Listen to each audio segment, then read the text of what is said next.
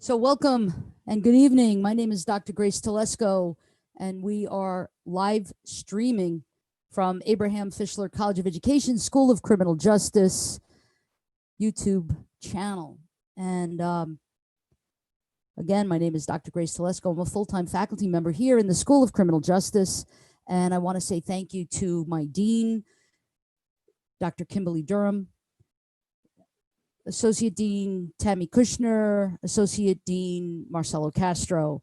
I'm a former NYPD lieutenant, 20 years, and now teach for Fischler School of Criminal Justice. And as you know, inbred in me is you always have to thank your superiors for giving you the opportunity to do the work. And so here we are remembering 9/11, and I really appreciate the deans and the college and the university for taking the time to remember something that happened that was so important, so critical in our country, in our world, and particularly for law enforcement and first responders. So I'm so blessed and grateful to have with me someone who worked with me directly at Ground Zero during that time. And when we say, you know, worked during 9/11, we're talking not just about the day of 9/11. We're talking about an entire year of working at Ground Zero and working directly with families. So please help me welcome retired Lieutenant Mark Moodie, NYPD 20-year veteran, and my partner in crime. Welcome, Mark. Thank you. Thank you. Glad to be here.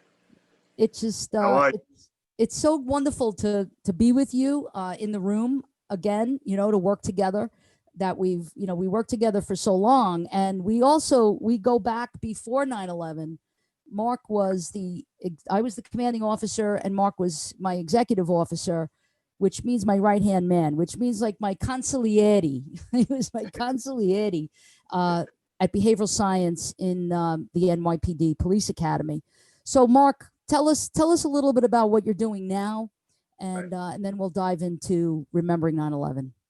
Yeah, I mean, so first, let me just say thank you for allowing me the opportunity to reconnect with you. It's been a while, and you certainly missed, and legacy was certainly left behind the police department when you decided to retire.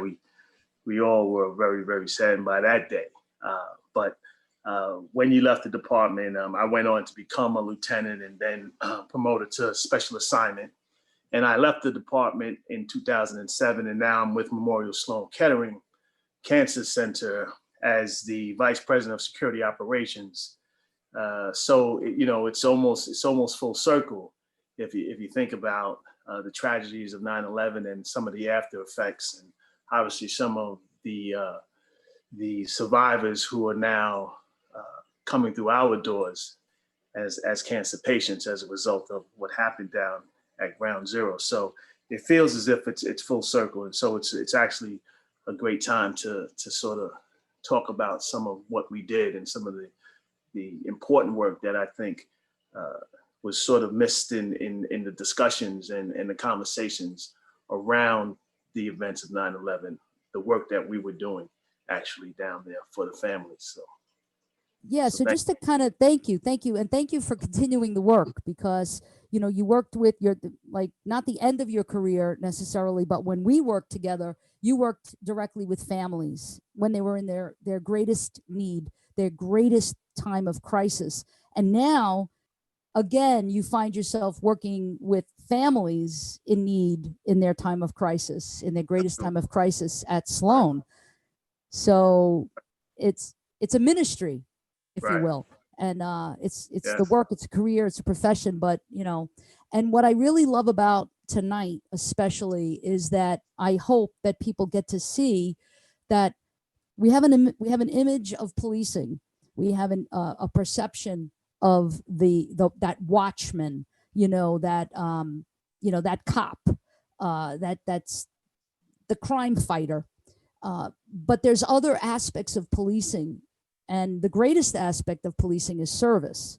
And we know that it's true that about 80% of policing is service oriented.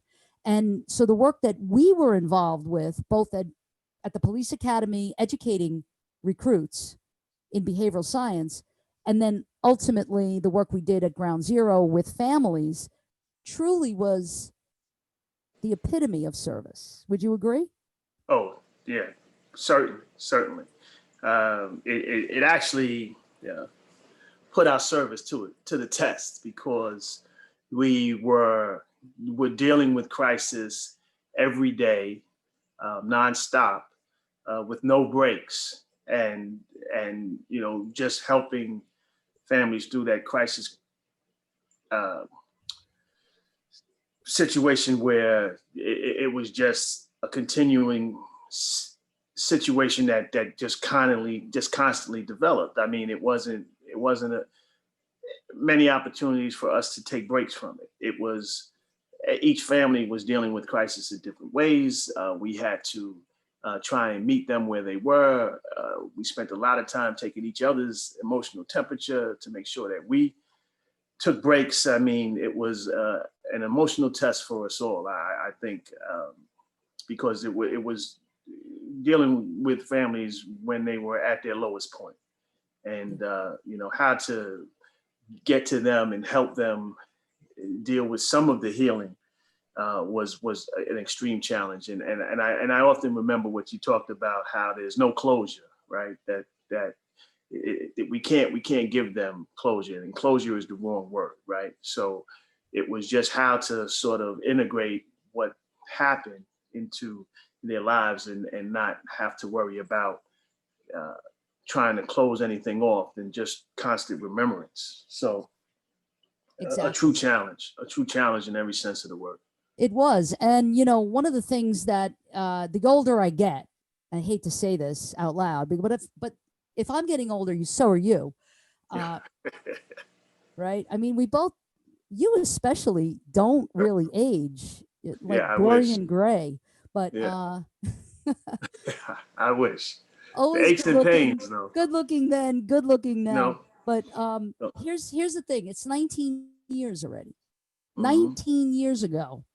I was joking before we went live, and I was saying that my students, by the way, who are both here, Josh Enfinger and David Troxel, they're both commenting for us in the comment section in the YouTube channel.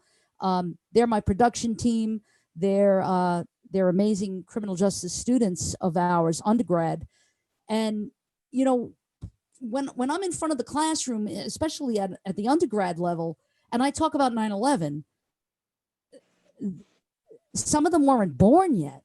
Some of them are like 2 years old, 3 years old, and so they don't really understand. And now I know what it must have been like for our, not ancestors, but our fathers and grandfathers and great grandfathers, etc., who talked about the war, or Pearl Harbor, for example. But it was such a big impact, for us as first responders. So if we can maybe take everybody back to this place of the day of 9/11, September 11th, 2001, Mark and I were working for community affairs. We were assigned to headquarters, and we were community affairs. I was a lieutenant, he was a sergeant at the time. And so, Mark, take us back to that day. Take us back, if you can, to like around, I believe it was like maybe 1 o'clock in the afternoon. The towers had already fallen, right? Mm-hmm. The two planes had already hit, the towers had fallen, and now we were all in our uniforms, mobilized under the Manhattan Bridge. Am I remembering that correctly? Right. So then That's take us correct. from that point forward, if you can. Yeah. I mean, so at that point, obviously, we were convinced that we were under attack, and we really were at a point of what next, and what's going to happen next, and how do we get as many people to safety as possible. And we're dealing with our own anxieties and our own fears, but we were called to duty to to perform a function of providing safety. And we knew that at that point we were in for the long haul, right? And we started to see families and people emerge from the building because we had a tremendous amount of tourists in the area as well. And you know what my memory is, and I'm sure it's very well documented in video, but to see it firsthand, people passing you in pure shock, and those that were injured. And now we're faced by the thought of what are we going to do now? This is slowly emerging. We're trying to pay attention to whatever intel we could get. We were waiting for information from our commanders. They were also challenged with what's next, and then they turned to us because as the night moved on, we realized that the news channels were telling families or trying to get families information, right? And then that's where we really came in, because we had to very quickly figure out where we would receive families and provide them with some form of information. And so you have a recollection of where we went first, right? Yeah. Am I so? Yeah, I mean, I think that for those people who know my personality, kind of like a dog with a bone in its mouth, you know, like I don't let it go. I have a hard time letting stuff go, right? You know, and I kept saying to the chief, we're standing under the Manhattan Bridge and we're waiting to be mobilized to probably ground zero for what was called the Bucket Brigade at the time. There was several first responders who were actually still at ground zero, helping folks. But by this point, most of the people in the area had evacuated the area. So we were just kind of on standby. And being in community affairs, I kept on like going up to my chief and saying, shouldn't we be doing something? Shouldn't we be doing something? And, you know, he was like, we're on standby. We're waiting. And I'd go walk away and then I'd come back and you know, what's going on? You know, come on, what's going on? We got to do something. And, you know, and finally he just was like, you know, frustrated, I guess, with me, and was just like, well, what do you want to do? And I said, let's go to the morgue, because I think that that's where families might be going, or the hospital. And so I think just to get me out of his sight, he was just like, go take 5 guys and go see what's up. So we did that. And Mark, I believe you were with me. I was. I'm almost certain you were, because I didn't ever go anywhere without you. You know, and we all got in a van and we all went down to the morgue. And you know what happened was, as we know, very, very few bodies were recovered early on. And so then from that point, we went to the Bellevue, right across the street from Bellevue Morgue was this public administration building, and it was a big auditorium. And so we went there, and the mayor had a press conference, and the mayor started to tell families at the 11 o'clock. Now this is 11 p.m. now. He started to tell families to go to this particular spot for answers. And so here we were with no answers, right? With a very small group, which ultimately grew larger. It grew from that little small auditorium to the Armory, and then ultimately to the Family Assistance Center, where we had 150 cops working directly for us, for me and Mark. And those 150 community affairs officers were the ones who were interfacing with the families. So, Mark, do you want to tell our viewers about, if you remember, September 22nd, 11 days later now, and us being told that a team of pro bono lawyers were going to come in and start offering death certificates to families. Right. Yeah, we had a lot of concern around that. So in those 11 days and the information that was going out, the lines were forming. Long, very, very long lines, very anxious people. And this decision to hand out death certificates was, I think, a mistake. And you fought against that, right? Yeah. Yeah. And so they changed courses, right?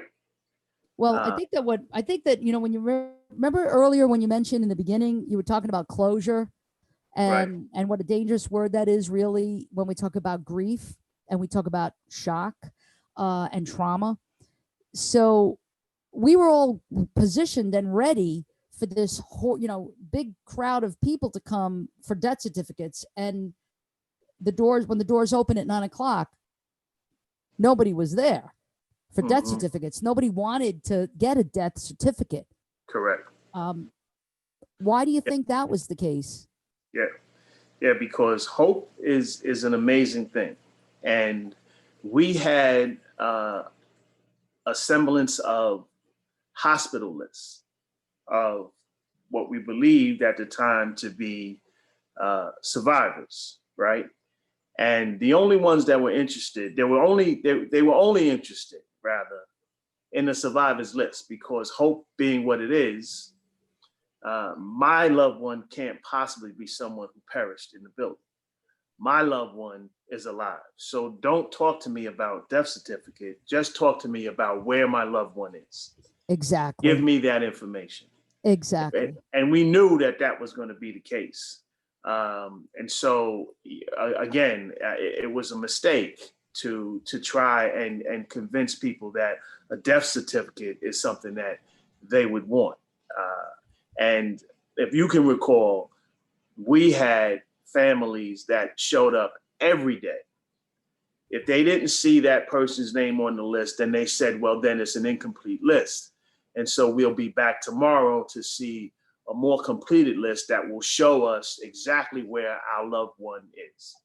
And right? I think that the other really interesting part of this, which made it a lot more challenging for us, for the police, and you know, again, I want our viewers to really hear that. You say this isn't a function of policing. You say this sounds like social work. Right. Well, what are police officers doing? You know, kind of front line with families. This is not a police function. You know, right? Police are supposed to be, you know, running into buildings or, arresting suspects or, you know, doing some type of investigation around the crime scene of 9/11 and at Ground Zero. And we're talking New York specific now. We're not talking, that's not Mark and I's experience is exclusive to New York, but we are very well aware of what occurred in Washington, D.C., the Pentagon, and we're very well aware of what happened in Pennsylvania when the plane went down in Pennsylvania. So, you know, this was a far-reaching trauma, a far-reaching traumatic event. But what I think that people, unless they know us and unless they are, you know, up close and personal, familiar with the community affairs division of the NYPD, what community affairs officers did, or sort of the unsung hero. And I'm not tooting my horn or Mark's horn, but I'll always give Mark props beyond.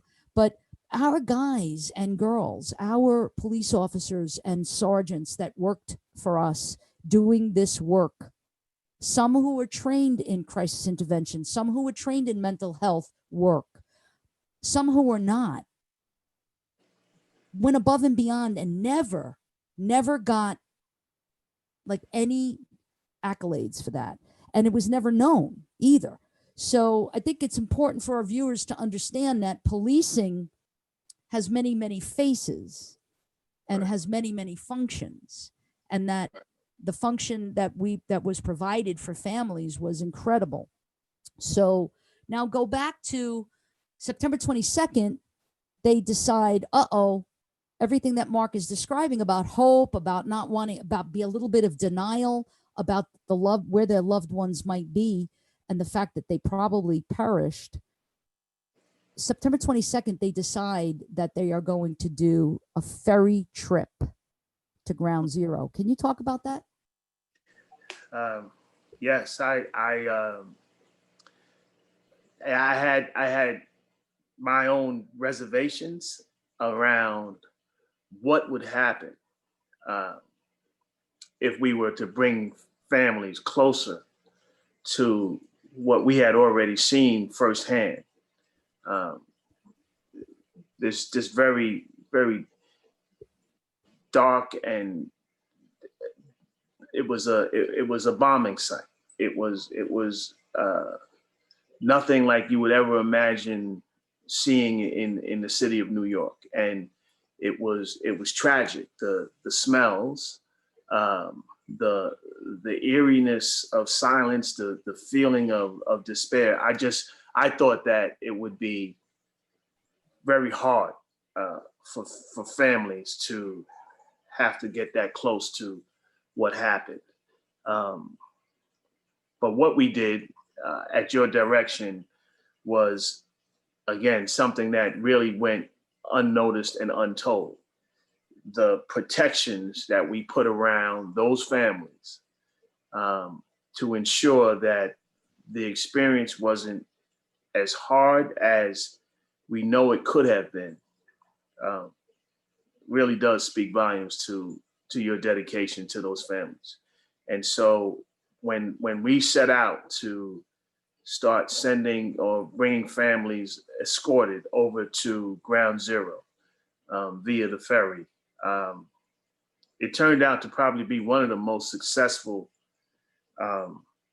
endeavors that took place down there at the family center. It became a focal point, excuse me, and the feedback that we received was really tremendous as well. And then it became an issue of trying to manage the volume of families who really wanted to really try and embrace what took place down there. Yeah. So yeah. So, one of the things that the reason that it was a ferry and not any other kind of mode of transportation was because Ground Zero and that whole area, which was almost like a whole mile radius, was sort of shut off to vehicular traffic, to pedestrian traffic. Right. Any residents in the area, Battery Park City, had to be evacuated out of their homes. And so it wasn't an easy thing for us to be able to figure out how are we going to let these families see up close and personal the sights, the smells, and all of that. Not so that they could get closure, but so that they could really have knowledge, really give them knowledge other than what they're seeing on television. The other really challenging thing for us was that for one person who was missing, about 5 to 10 family members sought after our services. So if there was 3,000 people, times that by 5 or 10 for each individual who's coming in to view a hospital list, to find out if their loved one is on a deceased list. When we work very closely with DMORT, which is Disaster Mortuary Services, and these are undertakers, funeral home folks, people who are familiar with mortuary services, and then they sign up as volunteers to work for something called DMORT, Disaster Mortuary Services, so that they can help with navigating for a family if remains were found. And how do we get those remains back to the families? So the challenge for us was a lot. And now we have this boat. Now we have this ferry. and it was the Waterway Ferry. And in the beginning, the Waterway Ferry Corporation, I guess, company, donated the ferries. And then later on that went away, and then they started to rent them to the city. But Mark, can you walk us through, like, what did this team look like on this ferry trip? Like, who was on this trip, and how many trips did you make? Right. So we realized that probably after the first trip down, that we needed a lot more support. And so we employed the services of the Red Cross, clergy, chaplaincy, and probably most effective was the canine, right, pet therapy. And they came on board with us, along with the community affairs officers who were protecting the families from everyone from onlookers to reporters to paparazzi, and we went as a secured package, and it probably took about 20 to 25 minutes to get over to Ground Zero, dock, and then walk the families over to the observation deck that we had erected so that they can view. Isn't it true, Mark, that before everyone would get on the ferry, and it was about 50 people that were transported, that the bomb squad had to come on and make sure that there were no bombs? And what was the reason for that? Yeah, I mean, what was it overreaction, or was it real threat? No, it was a precautionary measure. We didn't know whether or not there would be a related terrorist event once we had knowledge that, first of all, everyone knew where we were. That includes anyone that were counter surveilling us.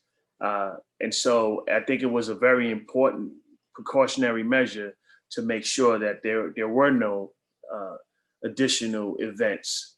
And so that happened before every trip, to make sure that we maintain the integrity of the trip, as well as the safety of the families.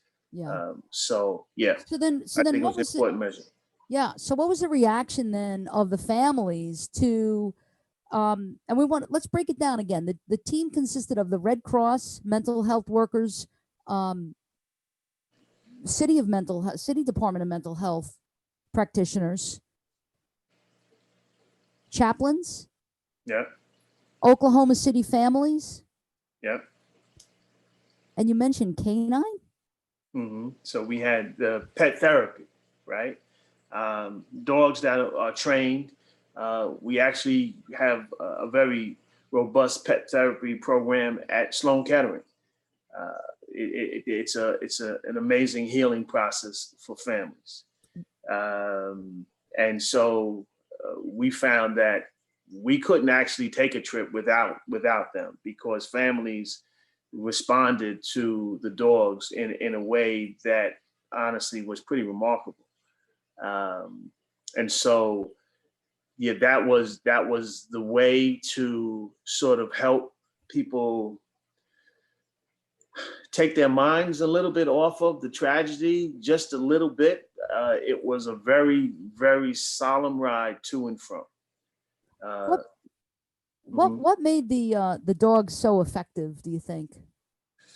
Their innocence, their acceptance, their loving personality, their almost eerie understanding of what it was that they were going through, the families, without ever having to say a word. The comfort that they provided, it sounds like it wasn't effective. It sounds like you know, maybe I'm over exaggerating, but quite frankly, I'm not. I just think that it was their way. The dogs had a way of connecting with the families that even we couldn't. Yeah. And they did it without words. absolutely. Yeah. And Right. yeah, absolutely. Oklahoma City families also were very effective because the families of 9/11 could relate and identify, with, sort of, these are the predecessors. These are the people who walked before us. If you remember, Oklahoma City bombing was one of the biggest domestic terrorism traumatic events that occurred before 9/11. And so the families were really like could resonate with the Oklahoma City family members. They also resonated with the community affairs officers, and I think it's because they felt safe. I think that this was a very unsafe time in our city, in New York, and in the country. And so the sight of police was welcoming. Right. Fast forward the tape 19 years later, I pray to God that we can get back to that place of doing the right thing for the right reasons, for the people. And the dogs were great because they were silent. They were silent witnesses, and they didn't have to talk. They didn't have to say anything. They just listened in their way. So Mark, how long did this work last? And how many boat trips did you take, and how many were scheduled each day? Yeah. So we had, I think it was 3 to 5 scheduled each day. And I probably made well over 50 of those trips. They, it never got easier. And it was always a little bit of a different experience each time. And quite honestly, the only thing that became somewhat predictable was I almost could predict when families were really going to start to break down. It was almost as if I could time it, because the sights and smells, as they became realistic, as it became a real event and it became less surreal, that's when we recognized where families were going to have a hard time. And that's when we mobilized, because we anticipated, just based on experience at that point, that we needed to really pay attention and now focus on the families, really take a close look at what was happening with the families, and not look at our surrounding area, so that we could really hone in and provide that support that was needed.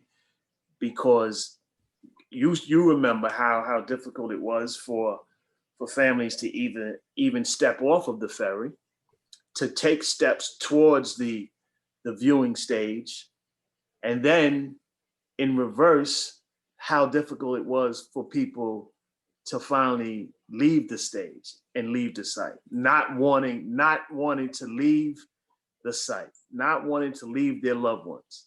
And so that was the one of the toughest parts of making those trips each time, that we could tell where people were going to have a very difficult time at certain stages along the way. Yeah. And I think that one of my most difficult experiences in the whole work, in all of it, there's two that stand out for me. One is working at the armory with a family for about 10 hours. I worked with them for about 10 hours, trying to have their son's body released to them, so that they could get a funeral parlor, a funeral home to come pick up his body at the morgue and then transport it to Pennsylvania, where they lived. And this is a young man who was 20 years old, a little, probably the same age as my students that are here. And it was his first job. His name is Bobby McIlvain. And he worked up in the Windows on the World. It was a breakfast meeting for Merrill Lynch. And he was putting out folders. It was his first job, you know, and he was putting out folders, and the plane hit. And then working with the family and working with that father and getting the dental records and driving him, Michael, our Michael Right. Theogene, retired detective Michael Theogene, drove him and the father to the dentist to get the dental records. I mean, this is how intricate the work was. This is how invested we were with families to really try to make a difference, to make this traumatic event, this crisis that's the worst time in their lives, as easy as possible, as soft as possible. You know, and there was a side of policing here for us that was so soft and so beautiful, you know, and so the hardest time for me was saying goodbye to Mr. McElveen. And as he hugged me in front of Bellevue Morgue and we said goodbye to each other, he was crying, I was crying. And, you know, you say a lieutenant in the NYPD who's, you know, hugging this father and crying. And it's like, so, you know, the work had an impact. It was effective, but it took a toll. And that was one of the hardest things. I'll come back later to my second hardest. What for you do you remember being that poignant moment, the hardest moment, and one that you still remember, and I don't want to say haunts you, but affects you? Yeah. You know, for me, pitching in with the list. And whenever I sat down with the list, so this is something that, you know, for me was recurrent, right? Because this was something that we had to get up and get ready to deal with every day. Death and dying every day, death notifications every day. Where in my career, of course, we experience death and dying, and we make a notification to the family, and it's difficult enough. But here it was a situation where we were doing it daily. And so when we sat down with the list, and we had the list of the survivors, and then we had the list of the deceased. And of course, a family wants to go to the survivor list first, and they want to spend as much time as possible going through that list, because hope is hope. And they didn't want to miss, you know, their loved one on that list. And it was very, very difficult to transition that same family over to the deceased list. And what was most difficult for me was when there was a positive notification that their loved one was actually deceased, and rallying around that family to try and lend as much support as possible. That was what haunts me, and haunts me to this day. Yes, and I also, there's something in psychology and psychological terminology, vicarious trauma. And so we personally knew several police officers who were killed in the attacks of the World Trade Center. We know them. We worked with some of them. I went through the academy with some of them. Some of them were in my recruit class when I was a instructor at the academy. So there was, you know, a lot of people that we knew who had died. My secretary at John Jay College, I was a professor there as well, an adjunct professor at John Jay, and the secretary's son had died. So there was a lot of people that you knew who had died, but you personally were impacted via the families themselves. That's where, for me, it was this vicarious trauma, this compassion fatigue, we call it in psychology and psychological terms, this compassion fatigue of working with families, giving them 110%, treating these people as though they were your family, with empathy and compassion and love and care and that softness, you know, kind of holding a sacred soft container for people.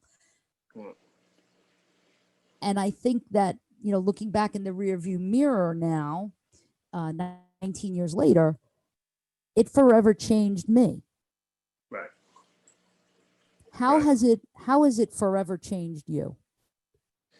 Yeah, you know, it's funny you should mention that, because, you know, I have so many people that say to me now, I don't know how you work at Memorial Sloan Kettering after what I know about you and how and your experience down at Ground Zero. You're right back there. You're literally right back there.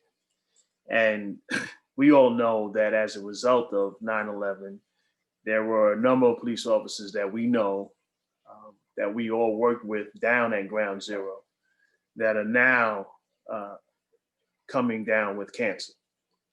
And so what I try to do for other members of the service is, when I learn that they are possibly a patient of ours, we go and we greet them, and we offer that support. And you know, even we are still being monitored, right? Every year, right? As a part of being first responders down at Ground Zero. And it brings us back every time we go to get checked up. Do we know whether or not we'll ever receive that news? Some say it's not if, it's when.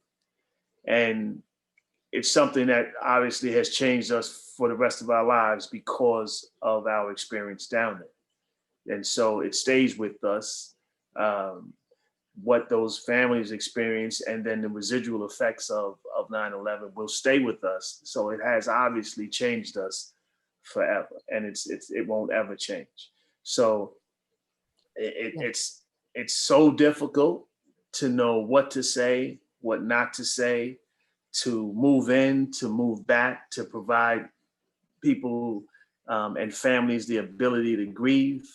I know that now for sure that families grieve in very different ways. I know now that sometimes families just need space. I know now that sometimes families need comfort, need you to say something, need you to help them say, or at least think that somehow it's going to be okay. It is the most devastating news that someone can receive, right? The news of someone who has passed, the news of someone who is about to pass, and then obviously the news that you receive that you have this deadly disease, cancer.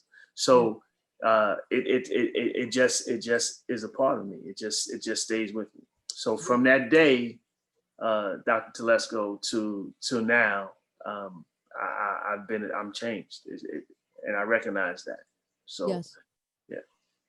It took a long time for me to look at this work that we were involved with and see it as, you know, the most painful work of my career, but the most rewarding of my career, and how it forever changed me, and that it's okay because of the service that we provided, you know. And it's like we were in the right place at the right time.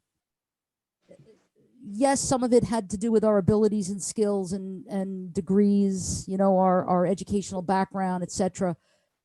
But I also really believe that it was sort of divine intervention that put us in that spot, that perfect team that we were together.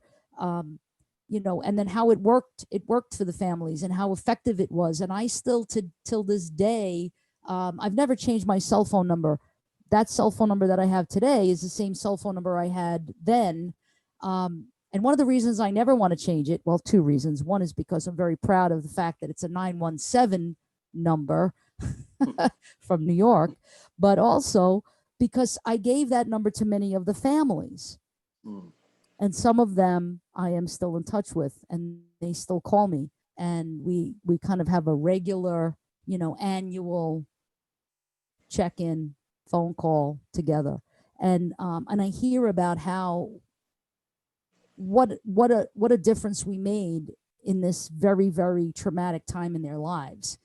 So the scars that I have from 9/11 are okay. It's worth it.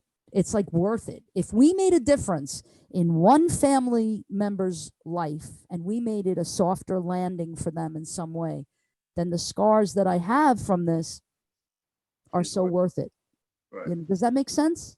It does. It does. It's funny that you're mentioning that, because the other important process that took place was your check-in with the team. You want to tell people what that is? Yeah, before we started the day, because we recognized exactly what was facing us each day, you would bring the team together and have a check-in to really give each person on your team the opportunity to share what they're going through, so that there was some release and support base for them to move forward with what they're about to face for that day, because each day was a very long one. And so the check-in process, we look forward to. We actually knew that was a part of our roll call, right? And we needed that. And if we didn't get it, we voiced our concern about why we weren't doing the check-in. So that helped us heal some of the scars, right? Because there were a lot of open wounds during that time, and we had to really kind of check in with each other to make sure that everybody was doing okay. Because as we were actually monitoring the families, we were monitoring each other, and we saw when someone on our team needed to step away and take a break. Sometimes it was, okay, let's not have this team member take a trip down to ground zero this time. Let's pull this team off, because it was overwhelming and it was extremely taxing. So yeah. I want to remind our viewers that we're talking about police officers now. We're talking about cops. We're talking about police, sergeant, lieutenant. We're talking about police officers that performed this function, this service. And so the check-in was important. And I also want to remind people that, cops have a tendency to not want to talk about anything. They don't want to talk about what's bothering them. They don't want to voice what's the upset part. They don't want to go home. They don't want to talk about it with their family because they don't want to scare their family. They can't talk about it with the administrators, the bosses, because they're afraid they might get their guns taken away or get referred to psych services or something like that. So police officers opening up and sharing honestly with each other in a peer support model is what happened, is what we did. And it's also true that some of the folks that we worked with over the years committed suicide. When we know somebody who worked directly for us, Mark and I, and that was a very hard hit by a beautiful woman, by this beautiful, vibrant, powerful young woman who took her life. So it's real. The crisis impacting police, PTSD, post-traumatic stress disorder in police is real. And it's one of those things where no one really wants to talk about it, including the police. Right. So, Mark, do you really feel that? And now you're the vice president of security at Memorial Sloan Kettering. So how do you work with your officers now in terms of their stress and being able to debrief and to be able to vent and check in? Yeah, I mean, that's a great question because they're the first face that families see when they enter any of our facilities, and they're also often overlooked because, again, a lot of them are former police officers. A lot of them have had long security careers, and there's almost an assumption that they're tough-skinned and they don't have to uh, worry about any emotional or peer support, that they can manage it all. They're supposed to be able to manage it all. And so I'm always a voice at the table to say, hey, don't forget my team. Because as the nurses and the physicians are dealing with the stress, and the social workers are dealing with fatigue, so is my team. And I often encourage them to also check in, right? And I don't have the same ability to, because we're always live 24/7. So it's very hard to pull members off to check in with them. But it's important that the supervisors that report to me and the managers that report to me, the sergeants and the lieutenants, that they're checking in with their team, and we're providing support, especially around COVID, where everyone on my team they were reporting to work. There was no remoting in. They were coming in every day, and during the height of the crisis, not only are they trying to manage the patients that needed to come in for treatment, but they were also trying to protect themselves from COVID. And to their credit, no one bailed. No one said it's not a safe environment, I'm not coming in. Everyone showed up every day, unless they were actually tested positive. And then from there, they were quick to get back as soon as they were able. And so, I have to give a shout out to my security team for all the work that they continue to do for all of the families. And oftentimes they're also overlooked. Yes, thank you. Thank you for your service during this traumatic event, throughout this critical incident, this crisis of the pandemic, and working in the medical field. So I want to say two funny stories. Maybe it's funny, maybe it's not. You'll remember it. And highlight of my career. So we have a memorial, right? Nobody knows this. People don't usually know this. It was a private memorial service that was just for families. It wasn't televised. There was about, I want to say, 5,000 people, if I'm remembering correctly, or maybe I'm losing my mind and it wasn't that many. I don't know. It was right in front of One Liberty Plaza, right in front of Ground Zero, and had all the chairs set up, and it was just for families. Those are the only people that were allowed at this. And the city of New York, the NYPD, it was the city of New York that did this, but with the assistance of the NYPD, gave each family a flag and an urn. And in that urn was dirt from Ground Zero. Not remains, but dirt from Ground Zero. And so after the memorial was over, and I want you to think about, you talk about long hours. So my officers had been, I think they had a report at like 6 o'clock or 7 o'clock in the morning. And they had to go to this, this like the briefing, and then the memorial itself. And then after the memorial, go back to the family center and hand out in a loving, these are police officers, in a loving, supportive, soft way, handing a flag and an urn to each family member. So now it's about 10, 11 o'clock at night. My cops and my sergeants have already worked like 14-hour tour. They're drained. They're emotionally fried. Right, Mark? I mean, you're remembering this, right? I know. Oh, yeah. Oh, yeah. Okay. It's like it's yesterday, right? Oh, yeah. So then the captain, I won't mention his name. I'm long past, out retired, so they can't catch me. They can't. I mean, maybe they're going to watch this live and I'm going to be in trouble, but they can just try to find me. I'm here at DeSantis, 4121.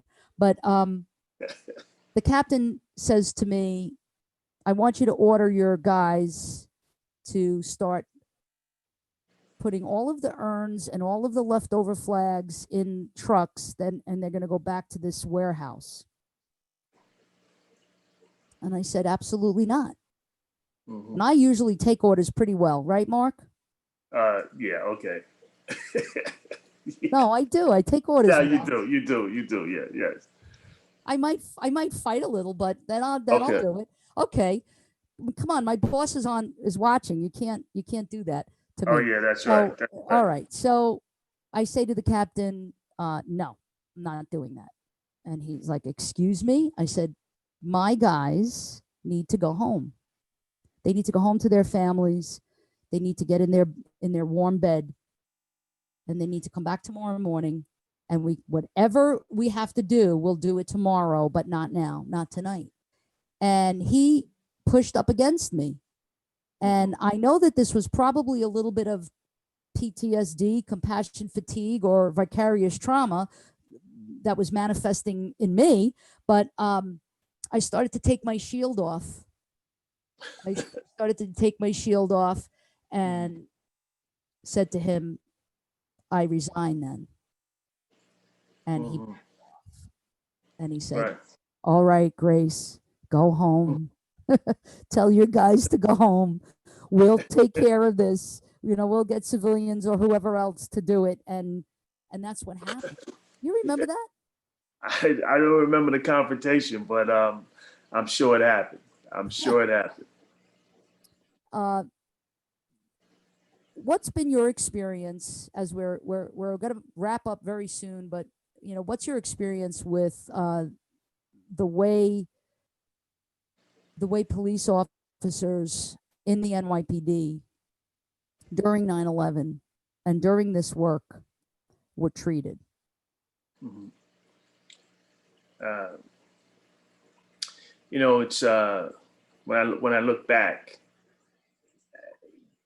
I don't think we were given good information, and we forged ahead, and we didn't have, and this is just strictly my opinion, we didn't have the proper protections to deal with, the air quality, and we were being told something completely different.